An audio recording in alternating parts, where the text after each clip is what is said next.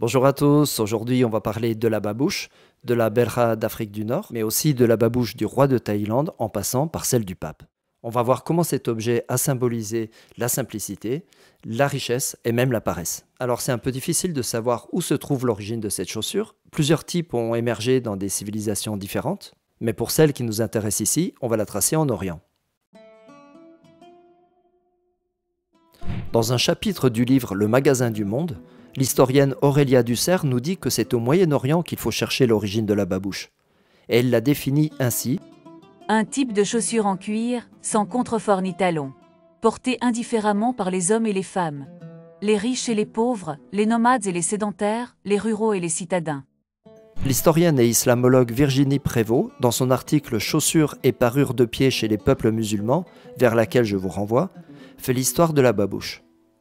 Elle est certainement née à Bagdad, dans l'empire abbasside finissant, renversé par les Turcs seldjoukides, dans un bain culturel byzantin, arabe, turc et persan. Plus tard, la babouche orientale, brodée et raffinée, va être concurrencée par les bottes des Mamelouks turcs, des guerriers qui utilisaient des chaussons qu'ils enfilaient dans une ou deux paires de bottes superposées, une tradition qu'on retrouvera jusqu'au XIXe siècle, dans un haut chausson de cuir qu'on enfilait dans une chaussure sans contrefort, la babouche. Et c'est d'ailleurs un type de botte turque qu'on retrouve dans l'habit algérien au moins jusqu'à l'indépendance. L'Empire ottoman va transmettre la babouche au territoire qu'il va conquérir à l'ouest, de l'Égypte à l'Algérie, et cette chaussure arrivera jusqu'au Maroc. Parce que babouche, c'est pas un mot d'origine arabe, c'est un mot persan, paapouche. Pa signifie pied et pouche vient du mot pouchedan qui signifie couvrir. Et c'est ce même pouche qu'on a dans le mot tarbouche, un couvre-chef duquel je parlerai dans une prochaine vidéo. C'est à travers sa prononciation arabe, babouche, que la babouche va entrer en français. Mais en Afrique du Nord, c'est sous des mots tamazirt comme idoukan ou irkas, ou par le mot arabe belha qu'on la connaît. Une notice de la chambre d'artisanat de la région Fès-Meknès nous dit que le mot belha vient du verbe yabloru qui signifie atteindre, et elle précise que quand vous offrez une babouche à quelqu'un, vous lui souhaitez d'atteindre ses vœux. Les Amazirs, les Berbères, confectionnaient depuis l'Antiquité des sandales en cuir, plus tard transformées par les influences phéniciennes, romaines, arabes, turques et françaises. Mais à ma connaissance, aucune attestation très ancienne de la belha n'existe dans la région. Ni Ibn Battuta ni Ibn Khaldoun ne parlent d'elle dans leur description de l'Afrique du Nord. Ils évoquent d'autres types de chaussures comme les na'al, les sandales, ou les khouf, les chaussons en cuir. Il faut attendre le règlement de police des marches d'Istanbul au début du XVIe siècle pour lire que ces babouches, appelées bishmik, sont d'origine turque, pointues, en cuir souple, sans contrefort ni talons. On lit aussi que ces babouches sont de couleur jaune pour les musulmans et qu'il est interdit aux infidèles d'en porter de semblables. Et on apprend aussi que le cuir teinté était importé d'Alep, de Halab, d'où son nom de jaune halabi. Au siècle suivant, le chevalier Darvieux, un noble marseillais misogyne et passablement raciste, mais qui connaissait l'Orient, sera consul à Alger et il va aider Louis XIV et ses ambassadeurs à décrypter les habitudes des Ottomans. Dans ses mémoires, il fait une description des habitants de la ville d'Alger dans les années 1670, dont il dit qu'ils vont nu-pieds et nu-jambes, et n'ont pour toute chaussure que des babouches, qui sont des souliers plats, ferrés sous le talon et sans quartier comme nos pantoufles. En 1695, Pidou de Saint-Olon, ambassadeur de Louis XIV auprès du sultan du Maroc, écrit en parlant des Marocains qu'ils n'entrent jamais que pieds nus dans les mosquées et ils observent la même chose dans les visites qu'ils se rendent les uns les autres, laissant toujours leurs babouches ou souliers à la porte de la mosquée ou du logis où ils doivent entrer. Il écrit aussi que les marabouts et les talibans dans le sens de lettrés évidemment, ont le haut de leur babouche découpé en forme de lys et que c'est par elles qu'on les distingue. Et il termine en disant que c'est dans la ville de Fès que se fabriquent les peaux de maroquins rouges les plus belles de toute la barbarie, de toute l'Afrique du Nord. Et Fès comme Marrakech seront deux centres importants de production et d'exportation de cuir et de babouches.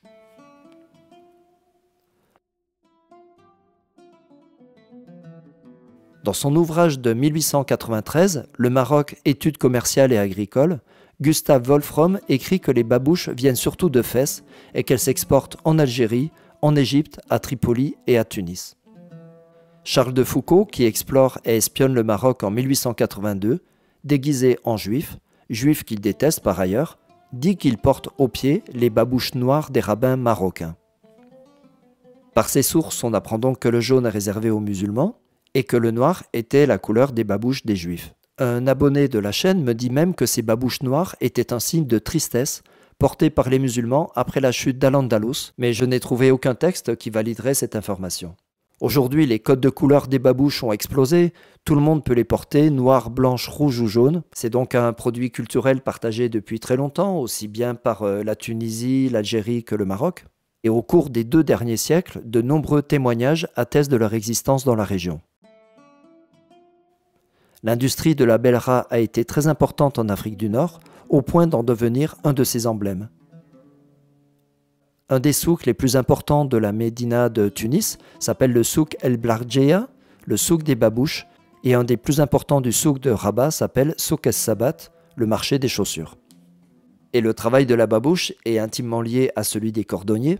Le mot cordonnier qui vient d'ailleurs de la cordoue andalouse, comme le mot maroquinerie vient du mot Maroc, ce qui prouve l'importance de la région dans le travail du cuir. Au Maroc, pendant le protectorat, les Français vont se mêler de cette production artisanale puis industrielle, d'abord en la décrivant et ensuite en la réglementant. Dans les années 1920, un service des arts indigènes dirigé par Prosper Ricard est chargé de promouvoir l'artisanat tout en le normalisant. Dans la revue Hespéris, le bulletin de l'Institut des hautes études marocaines de 1936, Guyot, Le Tourneau et Paille font une description ethnographique de la fabrication des blachis. Ils y décrivent toutes les étapes et les matériaux utilisés, du cuir de chèvre ou de bœuf, en passant par la colle de leur rate, le fil de chanvre et le carton importé d'Europe. Dans cette étude, ils parlent aussi de la confection d'autres types de babouches, tels le cherbil, une babouche réservée aux femmes, brodée au fil d'or ou de soie, et ils nous disent que le cherbil était une mule d'intérieur, au moins jusqu'à l'installation du protectorat. Parce que les formes et les usages de la babouche évoluaient rapidement, les influences occidentales modifiant des traditions bien installées. Et les Français, dans cette volonté de protéger et de fixer cet artisanat qu'ils percevaient comme authentique, vont légiférer pour protéger la babouche marocaine en fixant les normes, mais aussi en la protégeant des copies importées, notamment du Japon. C'est comme ça que va être publié au journal officiel du 25 avril 1934 le daïr relatif à l'entrée des babouches en zone française de l'Empire chérifien. Il considère que l'importation des babouches serait de nature à concurrencer dangereusement la fabrication locale, à porter gravement atteinte à une industrie spécifiquement marocaine. Alors est-ce qu'on peut dire avec ce daïr que la belra est spécifiquement marocaine? Dans un reportage du magazine 360, Abdelrahim Zarifi, un fabricant de blachi, le pluriel de belra, nous donne sa vision des choses.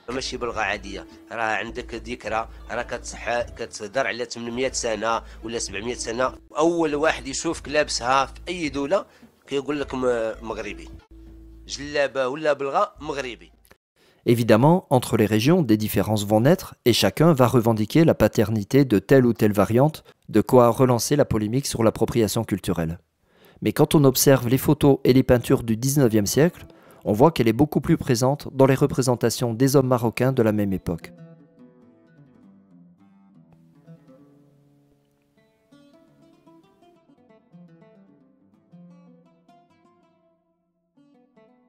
Mais on doit faire attention à ces sources. On sait par exemple que Delacroix a beaucoup peint en atelier et que pour ça, il se servait de babouches qu'il avait ramenées du Maroc. La même chose va apparaître dans les studios de photographie anciens où les Européens venaient se faire prendre en photo, déguisés en locaux, mais où on produisait des cartes postales avec des mises en scène d'indigènes qui se devaient de correspondre aux représentations qu'on s'en faisait en Europe. Ce ne sont pas des sources ethnographiques. Pendant la guerre d'Algérie, la belra va servir de distinction entre les chrétiens et les musulmans. Dans un tract diffusé par l'OAS en 1960, on peut lire que le pied noir, c'est le français chrétien, appelé ainsi tout simplement parce que ses grands-parents portaient des souliers noirs, faisant contraste avec les pieds nus sur les babouches colorées des indigènes. Bon, même si cette origine du mot pied noir proposé par l'OAS est complètement fausse, il en ressort qu'ils insistent sur la couleur des babouches, ces babouches colorées qui, selon Alfred de Tarde, rendent les indigènes paresseux. Jean-Bertrand Alfred de Tarde, un intellectuel réactionnaire omnibulé par l'esprit d'action, donna en 1915 une conférence à Casablanca, dans laquelle il présente sa vision de l'homme marocain. Quoi de plus indolent que la babouche jaune serein fleurie d'arabesques, qui se chausse et se quitte sans un effort, où le pied se meut à l'aise et qui semble faite pour les glissantes promenades rêveuses, non pour la marche ni pour la course. C'est cette image qui va accompagner la vision de la babouche, langueur, indolence et passivité, des idées qu'accompagnait la peinture orientaliste. Et cette idée d'indolence est renforcée dans leur esprit par le fait que la babouche avait déjà fait son chemin en Europe, depuis le XVIe siècle, adoptée par les élites de France et d'Italie, des babouches brodées auxquelles on avait souvent ajouté un talon. Et la plupart du temps, elles étaient utilisées comme pantoufles dans l'univers cossu des intérieurs bourgeois. Les Européens vont transposer cette image de la chaussure faite pour le confort de la maison sur la babouche maghrébine et notamment marocaine. Et dans l'imaginaire européen, la babouche arabe, et c'est encore le cas aujourd'hui, se devait d'être longue, pointue et recourbée, celle qu'on appelle la babouche d'Aladin. Cette tradition de la courbure est ancienne, on la retrouve déjà sur des stèles assyriennes il y a plus de 3500 ans. Elle va se diffuser dans tout le monde méditerranéen. Chez les Turcs qui vont donner cette forme à la babouche, elle symbolise le statut social ou la richesse. Plus l'extrémité est longue et pointue, plus elle indique un statut élevé, ces chaussures ne permettant pas une activité physique soutenue. On avait eu un peu le même phénomène avec la pigage byzantine des 6e et 7e siècles, mais surtout en Europe avec la mode des poulaines. Les poulaines, ces chaussures des 14e et 15e siècles, reflétaient la richesse et le statut social d'un individu. Plus la pointe était longue, plus on était important, et on dit qu'elle pouvait même atteindre 50 cm chez les souverains. Le clergé va y voir un symbole de péché et de perversion, et le pape Urbain V va les interdire en 1362. Et étonnamment, on ne trouve en Al-Andalus quasiment aucune trace de cette belra. Sur le retable de San Marco, une peinture gothique catalane, on voit le travail d'un cordonnier entouré de chaussures à bout pointu qui semblent être des poulaines. Et dans les musées d'Espagne, on trouve des sandales ou des chaussures en cuir fermé, et parfois des types de babouches, comme c'est le cas ici au musée de Concegroa. On sait par les textes que les musulmans et les juifs d'Al-Andalus utilisaient des chaussures légères à bout retroussé, qu'en espagnol on appelait a la moda cordobesa. On sait aussi qu'en 1252, les ordonnances de Séville, édictées par Alphonse X, interdirent aux morts demeurés dans les villages chrétiens de porter des chaussures blanches ou dorées. Mais en Espagne, on trouvait aussi des servillas, des chaussures couvrantes avec une semelle très mince. Habituellement, on fait descendre le nom du mot servile, ces chaussures étant celles d'esclaves et de serviteurs, comme on en a la trace d'ailleurs dans le grec serboula qui désignait des chaussures d'esclaves. Et plusieurs sources donnent le mot servilla comme origine du mot arabe sherbil, alors que d'autres pensent plutôt que c'est le contraire. Le mot sherbil serait à l'origine du mot servilla. Alors on ne va pas trancher le débat ici, mais on voit qu'il y a une circulation entre l'Espagne et l'Afrique du Nord, au moins de son nom, sinon de la chose elle-même. Alors même si elle n'est pas que marocaine, la belra est effectivement un produit typiquement marocain qui va avoir beaucoup de succès, non seulement auprès des Marocains eux-mêmes, mais aussi auprès des touristes. Dans les années 2000, les Chinois vont entrer sur le marché et casser les prix en important des copies moins chères, ce qui va obliger les autorités à réagir. Un décret des douanes marocaines de 2010 la définit ainsi. On entend par chaussures dites babouches du type traditionnel marocain, les chaussures plates ne dépassant pas la cheville, dont petit a, la partie arrière est pliable, petit b, le dessus est en matière plastique, en caoutchouc, en cuir naturel ou reconstitué, même brodé, ou en matière textile, même brodé, et petit c, la semelle extérieure est en cuir naturel ou reconstitué, en caoutchouc ou en matière plastique. Et ce décret est intéressant parce qu'il fixe ce que doit être une babouche typiquement marocaine. Et ce qui en fait sa spécificité, ce n'est pas le matériau utilisé, mais le fait qu'elle soit plate, ne dépassant pas la cheville et dont la partie arrière est pliable. Ce décret servait d'ailleurs surtout à la définir pour pouvoir surtaxer les importations de babouches chinoises sur le territoire. Ces chaussures traditionnelles en cuir font partie du patrimoine artisanal du royaume. Elles sont notamment portées lors des fêtes religieuses et des mariages. Les babouches d'Abdellah sont parmi les plus réputées de la ville et se vendent très cher, de 50 à 90 euros. Bien sûr, il en existe des moins onéreuses, mais aussi moins robustes et raffinées. Dans ce magasin, la paire coûte environ 3 euros. Les babouches sont en plastique et la plupart sont importées d'Asie. Pour lutter contre cette concurrence et surtout pour protéger la valeur du travail des artisans marocains, le gouvernement a pris des mesures fortes. Les droits de douane ont été relevés et une certification spéciale a été adoptée. La babouche marocaine a désormais son propre label. Il garantit non seulement la qualité des matériaux utilisés, mais aussi celle de l'ensemble du processus de fabrication. Les touristes et les consommateurs marocains, eux, auront désormais les moyens de mieux faire la différence dans le vaste choix qui leur est proposé. Alors, est-ce que la babouche asiatique est un produit frauduleux? C'est plus compliqué que ça. Parce que comme la babouche a voyagé de l'Orient vers l'Occident musulman, elle va aussi voyager depuis la Perse vers l'Asie, et on va la retrouver jusque dans la lointaine Thaïlande.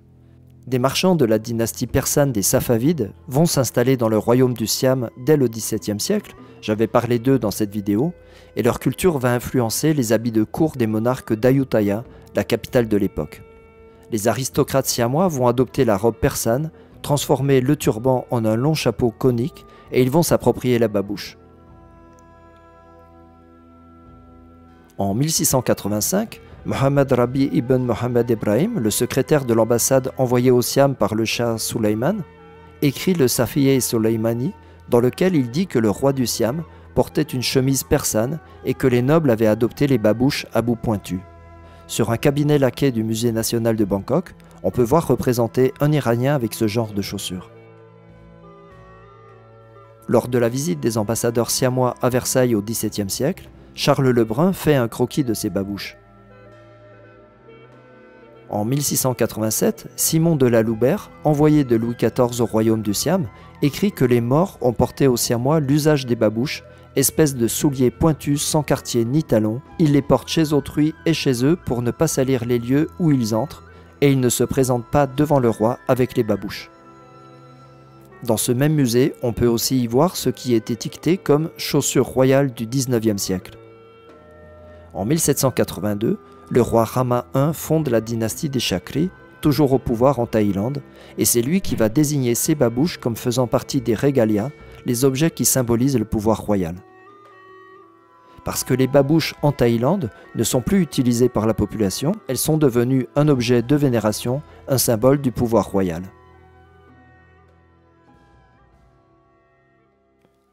Et évidemment, cette tradition ne vient pas de nulle part. Elle s'inscrit dans une tradition religieuse qui remonte à l'Inde ancienne. Dans le Ramayana, le livre hindou qui raconte l'histoire du roi Rama, une paire de sandales va jouer un rôle symbolique. Dasharatha, le père du prince Rama, l'oblige à quitter la ville d'Ayodhya et à partir en exil pour laisser le trône à son demi-frère cadet Bharata pour 14 longues années. Bharata le rattrape et le prie de revenir à Ayodhya pour prendre place sur le trône qui lui revient. Mais Rama refuse de revenir avant la fin de son exil. Alors Bharata lui demande ses sandales qu'il veut couronner à la place de Rama jusqu'à son retour. Des sandales qui deviennent objets de vénération et de pouvoir. Et le roi de Thaïlande, considéré comme étant l'incarnation de Rama sur terre, les babouches royales deviennent un des symboles de son pouvoir. Et selon une ancienne croyance védique, du roi qui est une incarnation de Dieu, émane une chaleur intense, et si ses pieds venaient à toucher le sol, s'ensuivrait un cataclysme. D'où l'importance d'avoir des chaussures spéciales et de toujours dérouler un tapis sous ses pieds. Et dans plusieurs autres traditions, on trouve le pied et la chaussure comme symbole de pouvoir. En islam, il existe une tradition de symbolisation du prophète Mohammed par la représentation de sa sandale, un symbole qu'on peut voir sous différentes formes, notamment dans un recueil de prières de Al-Jazuli, un des saints de Marrakech, mais aussi en pendentif, sur des turbans ou sur des chéchias.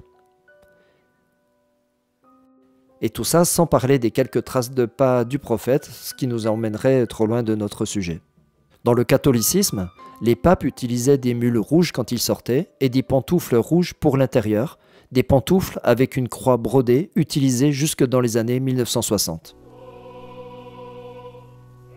La tradition voulait qu'on embrasse la pantoufle lors d'une rencontre avec le pape, comme on le voit ici avec des cardinaux. Au Maroc, Mohamed VI a mis fin au rituel de la belra, selon lequel un serviteur chaussait et déchaussait le roi à son entrée et à sa sortie de la mosquée. Et pourtant, être mise et enlevée facilement est une des fonctions de la babouche. Dans une civilisation où les normes religieuses imposent de se déchausser pour entrer dans un lieu sacré.